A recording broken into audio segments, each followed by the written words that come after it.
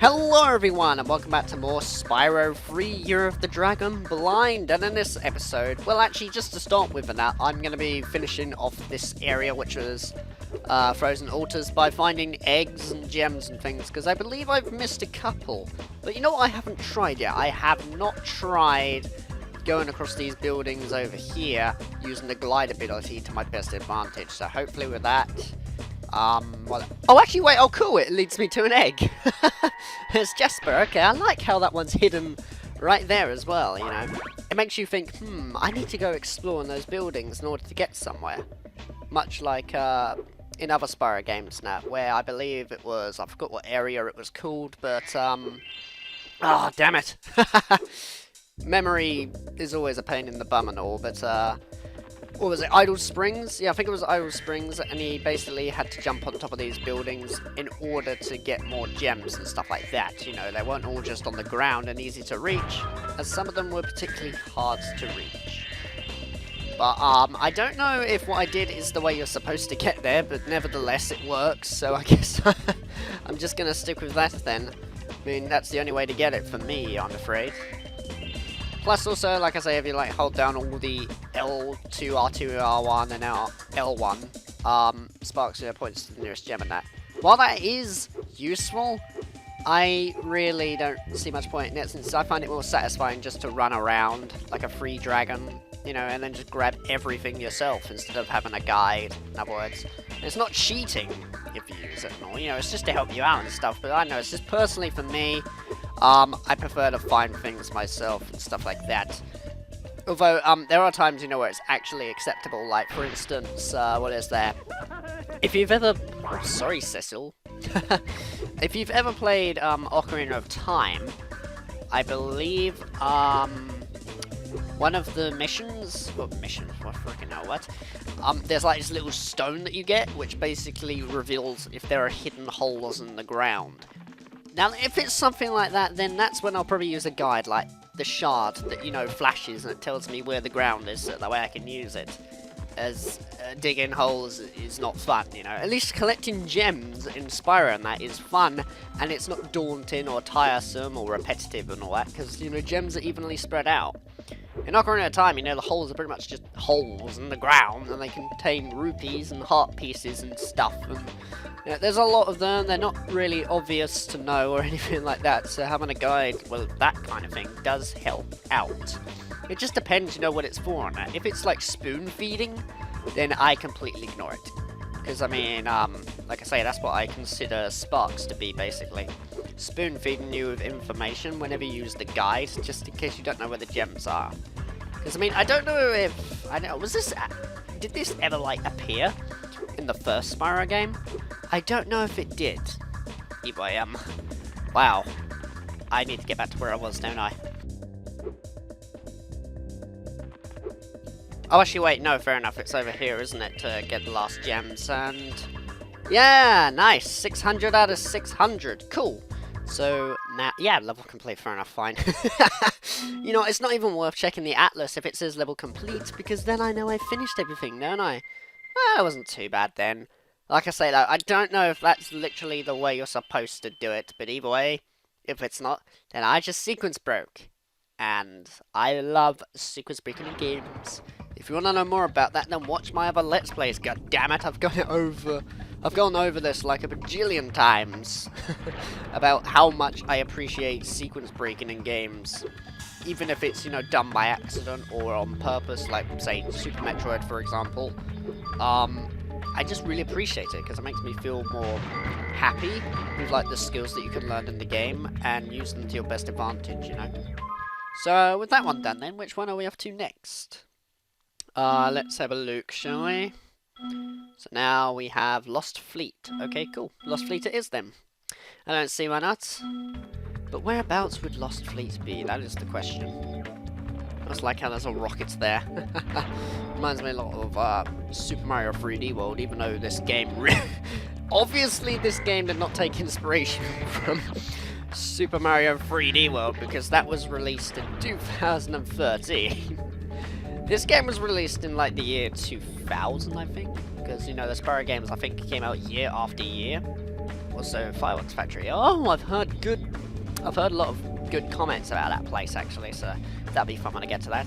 Lost Fleet. Okay, cool. So it's this pirate ship right here, and the background looks similar to Dark Hollow.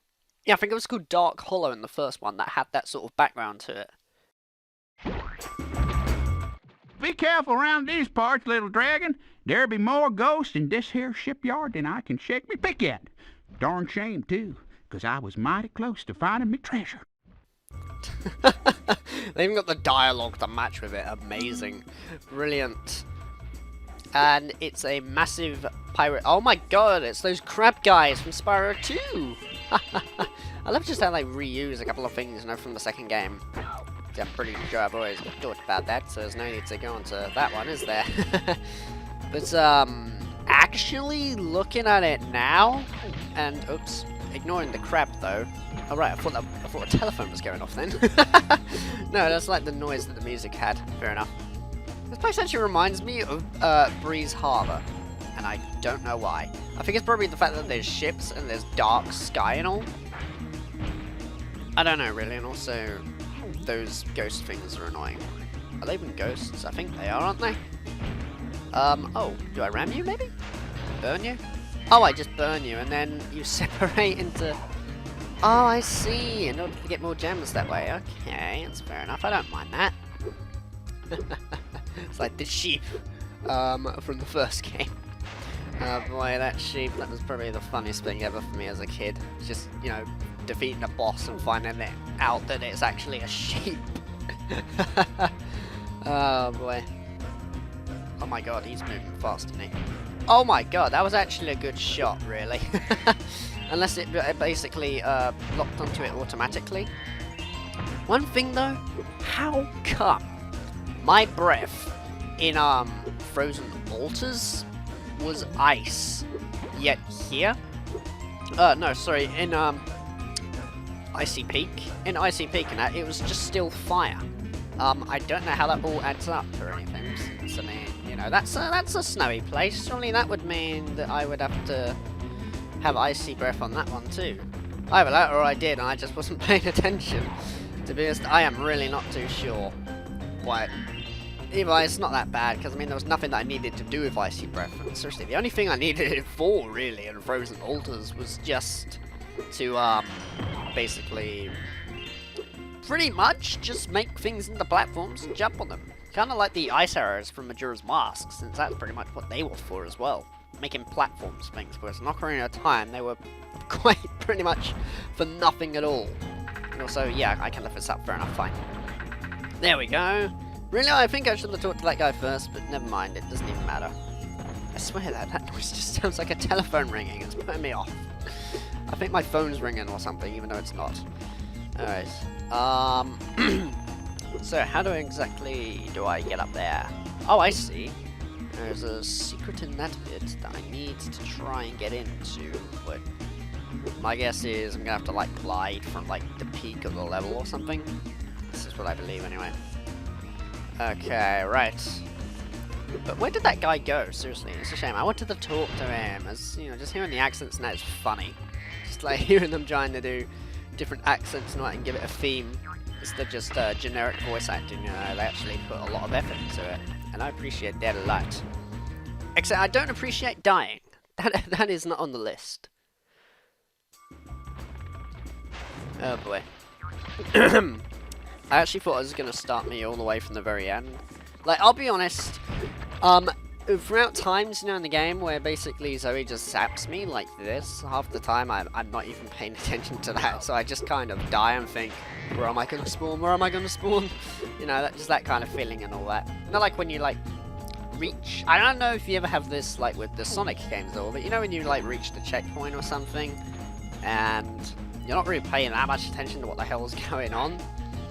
You're not too sure, like, you know, where you're going to spawn when you die, because you're like, oh god, I die. Which checkpoint did I go past last? I can't remember. It's like that, but with fairies, if you ask me. I suppose you could say the greatest games of all time, they each share an element that's similar to it. I mean, for goodness sake, you know, freaking Banjo-Kazooie is like a collector bomb. where, I don't know, Spyro took inspiration from that, I think? Yeah, must have done, 'cause, I mean, Spyro the Dragon was released in 1998, whereas Banjo-Kazooie, you know, was 1997 and all that.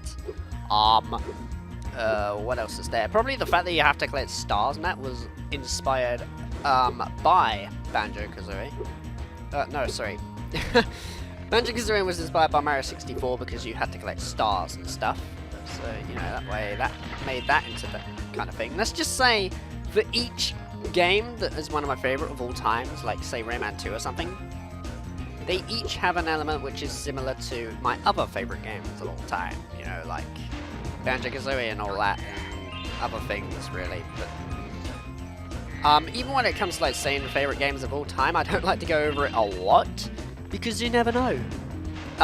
That's my favorite game of all time. Yet.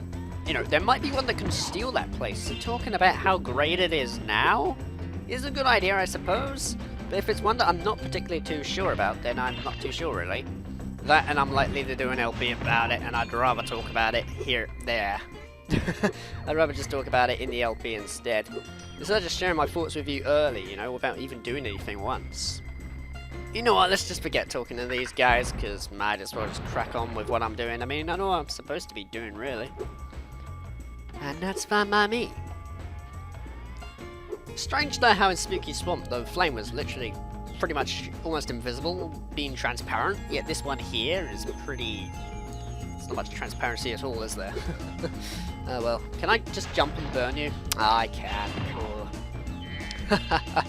That makes life a whole lot easier instead of using one of those, balls. I was going to say rocks and that, but I don't think they're rocks, really, so that doesn't really work. Hello? I guess then I found your treasure, is that right? Would you look at that? Some fool hid a dang gum egg in me treasure.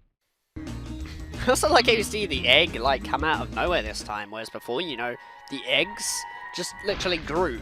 It's almost like somebody put down, like, an invisible watering can, which is special to grow dragon eggs, and, you know, it didn't really make any sense, whereas this one actually was inside the treasure chest, and I saw it because it actually popped out, and also there's a whirlwind right there, but I get the feeling that's a secret area, which I am not quite ready for yet. So first off, what I would like to do is go to this area, I think. What the hell? Oh my god, it's poison water, but you can actually swim through it. That's amazing. Nice. I don't remember seeing that before. I remember in Aquaria Towers, in the second game, was it you had to basically get like the fire power up so that way you could kill the sharks. But to see one where you can actually explore around in the water and that is pretty cool, I'll admit. Also, I just rescued Chad. That's nice.